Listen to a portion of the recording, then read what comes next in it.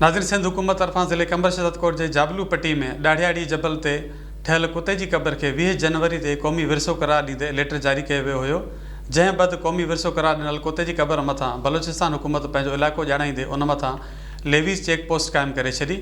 इन हवाले सां वधीक तफ़सील हासिल कयूं था ख़ालिद हुसैन चांडियो खां। जी ख़ालिद हुसैन चांडियो। ख़बर मूजिबि सिंध हुकूमत तरफ़ां ज़िले कंबर शहदादकोट जे जाबूली वारी पट्टीअ में ॾाढ़ी जबल ते ठहियल कुते जी क़बर खे 20 जनवरी ते क़ौमी वरसो करार ॾेई लेटर जारी कयो वियो हो।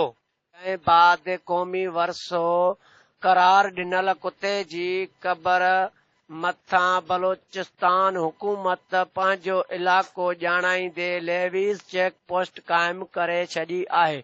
उन सिलसिले में जॾहिं त MPA कंबर नवाब सरदार अहमद ख़ान चांडिया साहब सां BTV न्यूज़ सां ॻाल्हाईंदे उन चयो त जेका कुते जी क़बर पाकिस्तान ठहण खां 1.25 साल अॻु सिंध हुकूमत जी मिलिकत हुई, जंहिं करे सिंध हुकूमत उन खे 20 जनवरी ते क़ौमी वरसो करार ॾेई लेटर, पर उहो इलाइक़ो मादानियत मालामाल हुअण करे बलोचिस्तान हुकूमत इलेक्शन कमीशन जो जवाज़ ॾींदे बलोचिस्तान जो हिसो ॼाणाए रही आहे।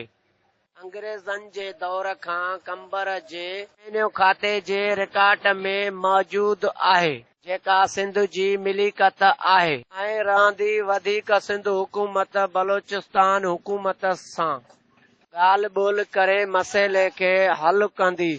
वॾी महिरबानी ख़ालिद Hussain Chandio. For more news and updates, keep watching BTV News First Ultra HD web channel.